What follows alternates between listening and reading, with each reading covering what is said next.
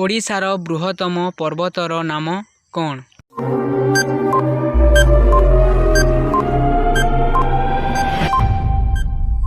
Right ଆନ୍ସାର option number ଗ ଦେଓମାଳି। ଓଡ଼ିଶାର ବୃହତ୍ତମ ବସଷ୍ଟାଣ୍ଡର ନାମ କ'ଣ?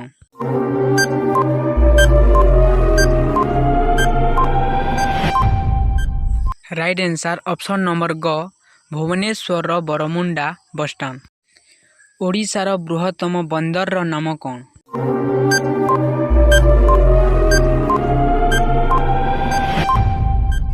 ରାଇଟ୍ ଆନ୍ସାର ଅପସନ୍ ନମ୍ବର ଖ ପାରାଦ୍ୱୀପ ବନ୍ଦର। ଓଡ଼ିଶାର ବୃହତ୍ତମ ମହାକାବ୍ୟର ନାମ କ'ଣ?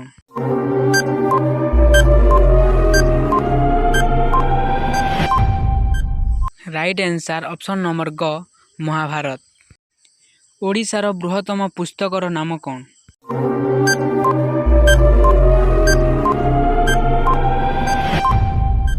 ରାଇଟ୍ ଆନ୍ସାର ଅପସନ୍ ନମ୍ବର ଗ ପୂର୍ଣ୍ଣଚନ୍ଦ୍ର ଭାଷାକୋଷ।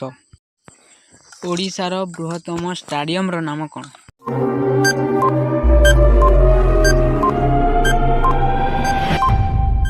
ରାଇଟ୍ ଆନ୍ସାର ଅପସନ୍ ନମ୍ବର କ Barabati stadium.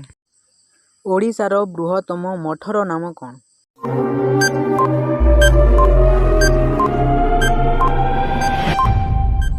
Right ଆନ୍ସାର option number ଖ ଏମାର ମଠ। ଓଡ଼ିଶାର ବୃହତ୍ତମ ସହରର ନାମ କ'ଣ?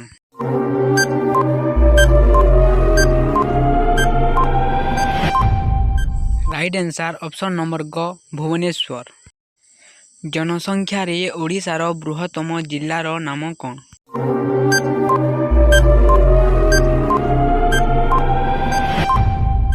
ରାଇଟ୍ ଆନ୍ସାର ଅପସନ୍ ନମ୍ବର ଗ ଗଞ୍ଜାମ। ଆୟତନରେ ଓଡ଼ିଶାର ବୃହତ୍ତମ ଜିଲ୍ଲାର ନାମ କ'ଣ?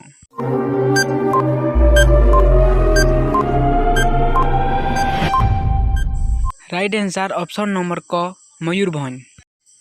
ଓଡ଼ିଶାର ବୃହତ୍ତମ ହ୍ରଦର ନାମ କ'ଣ?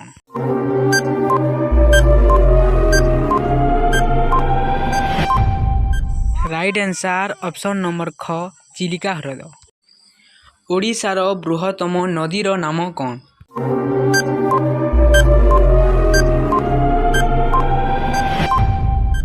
ରାଇଟ୍ ଆନ୍ସାର ଅପସନ୍ ନମ୍ବର ଘ ମହାନଦୀ।